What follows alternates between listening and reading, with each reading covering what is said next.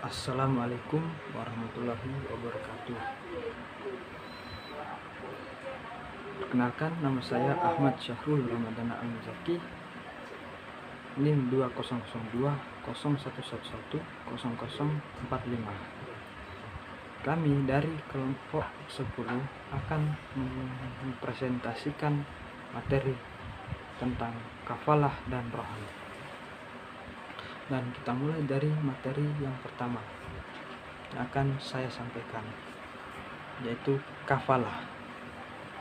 Kafalah menurut bahasa berarti al-daman atau jaminan, hamalah atau beban, dan zakmah atau tanggungan. Sedangkan kafalah menurut istilah adalah suatu tindak penggabungan tanggungan orang yang menanggung dengan tanggungan penanggung utama terkait tuntutan yang berhubungan dengan jiwa, hutang, barang, dan pekerjaan. Adapun dasar hukum kafalah yang terdapat pada Quran surat Yusuf ayat 66 yang berbunyi, Bismillahirrahmanirrahim. Qala lan ursilahu ma'akum hatta tu'tuni mausiqam minallahi la ta'tunani bihi illa an yuhata bikum falamma atauhu mausiqahum qala Allahu ala ma naqulu wakil, yang artinya, Yakub berkata, aku sekali-sekali tidak akan melepaskannya pergi bersama-sama kamu sebelum kamu memberikan kepadaku janji yang teguh atas nama Allah, bahwa kamu pasti akan membawanya kepadaku kembali. Quran surat Yusuf ayat 66. Kemudian selanjutnya rukun kafalah. Rukun kafalah terdiri dari sihhat kafalah atau ijab kabul, makful bih objek tanggungan, kemudian kafil atau si penjamin, makful anhu atau yang tertanggung, makful lahu si penerima atau hak penerima hak tanggungan, penerima hak tanggungan. Kemudian syarat kafalah. Kafil memiliki syarat, yaitu kemampuan akal dan dewasa atau berakal dan dewasa atau balik, dan berhak penuh untuk melakukan tindakan hukum dalam urusan hartanya dan rela dengan tanggungan kafalah tersebut. Kemudian makful anhu memiliki syarat, itu sanggup untuk menyerahkan tanggungannya atau hutang, baik dirinya atau penggantinya. Dan terhutang adalah orang yang dikenal oleh si penjamin, jadi harus orang yang dikenal. Kemudian makful lahu memiliki syarat, harus diketahui identitasnya dan orang yang berpiutang hadir di tempat akad. Kemudian berakal sehat, dan makful lahu mempunyai hak, misalnya piutang atau tanggung jawab kepada makful anhu. Selanjutnya makful bih memiliki syarat, merupakan tanggungan pihak orang yang berhutang, baik berupa uang, benda, maupun pekerjaan, bisa dilaksanakan oleh penjamin yang harus merupakan piutang mengikat atau lazim yang tidak mungkin dihapus kecuali setelah dibayar atau dibebaskan. Dan harus jelas nilai, jumlah, dan spesifikasinya, tidak boleh samar-samar. Kemudian tidak bertentangan dengan syariah atau yang tidak diharamkan. Kemudian selanjutnya akibat hukum kafalah. Kafalah merupakan salah satu ajaran agama Islam yang pada hakikatnya usaha untuk memberikan kenyamanan dan keamanan bagi orang yang melakukan transaksi. Pada era sekarang, kafalah adalah jaminan atau asuransi yang telah disyariatkan oleh Islam ribuan tahun silam. Kafalah dapat mendatangkan sikap tolong-menolong, keamanan, kenyamanan, dan kepastian ketika dalam bertransaksi. Kemudian implementasi kafalah dalam lembaga keuangan syariah. Kafalah telah diterapkan di berbagai lembaga keuangan syariah, khususnya bank syariah, di mana bank bertindak sebagai penjamin atau kafil dan nasabah sebagai pihak yang dijamin atau makful lahu. Dalam hal ini, bank mendapat fee atas jaminan yang diberikan kepada nasabah. Dalam pandangan Bank Muamalat Indonesia, ada beberapa penerapan konsep kafalah seperti kafalah bil nafas atau bil nafsi, kafalah bil taslim, kemudian kafalah bil munjazah atau kafalah al-munjazah.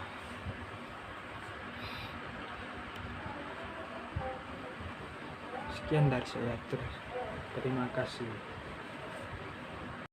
Baik, materi selanjutnya yaitu rahn. Rahn berasal dari bahasa Arab yang berarti gadai.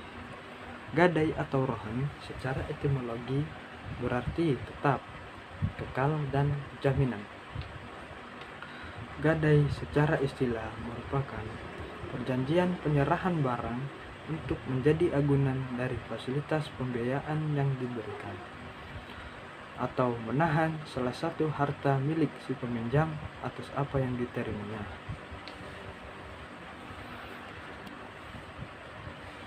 Selanjutnya, dasar hukum rahn. Dasar hukum rahn salah satunya yang terdapat dari surat Al-Baqarah ayat 283 yang berbunyi, A'udzubillahi minasyaitonirrajim. Bismillahirrahmanirrahim. Wa in kuntum ala safari wa lam tajidu katiban farihanun maqbudah fa in amina ba'dukum ba'dan falyu'addil ladzi u'tumina amanatahu wal yattaqillaha rabbah wa la taktumus syahadah wa may yaktumha fa innahu asimun qalbuh wallahu bima ta'maluna alim. Yang artinya, jika kamu dalam perjalanan dan bermuamalah tidak secara tunai, sedang kamu tidak memperoleh seorang penulis, maka hendaklah ada barang tanggungan yang dipegang oleh yang berpiutang.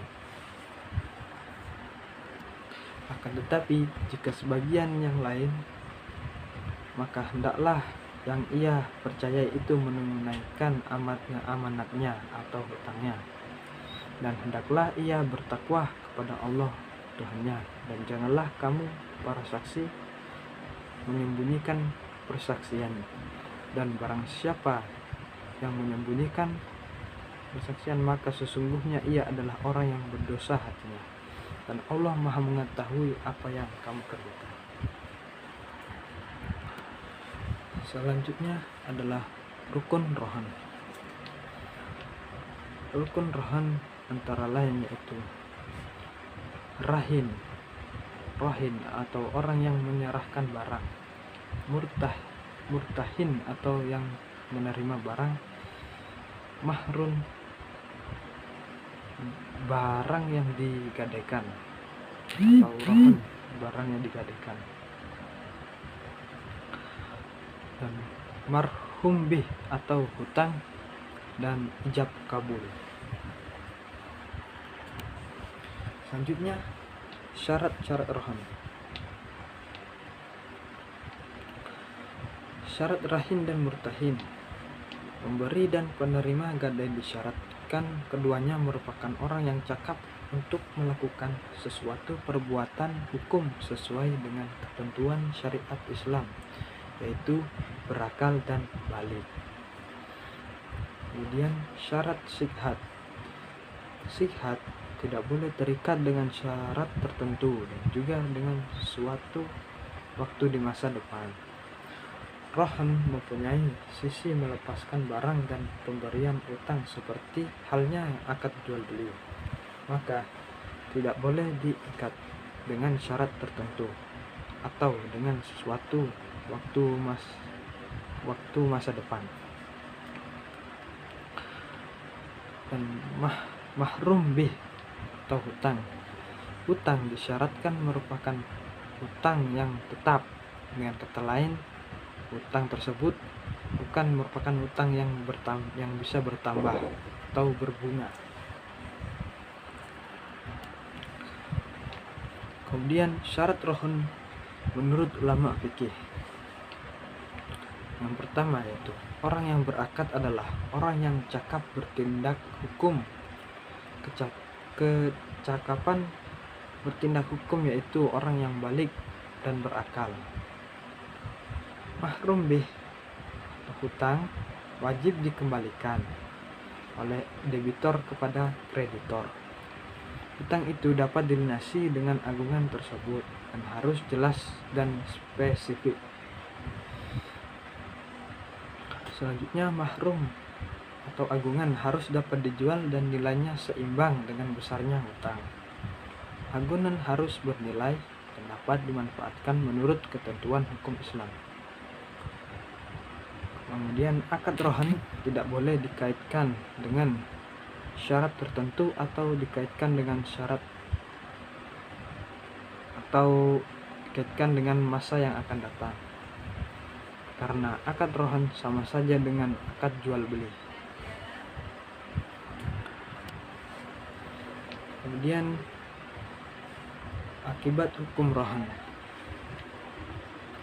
Akibat hukum rohan antara lain menjaga kemungkinan nasabah untuk tidak lalai atau bermain-main dengan fasilitas pembiayaan yang diberikan.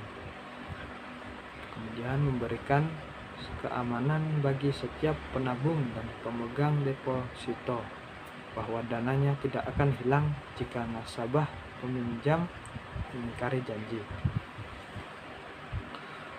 Kemudian membantu orang-orang yang kesulitan dana.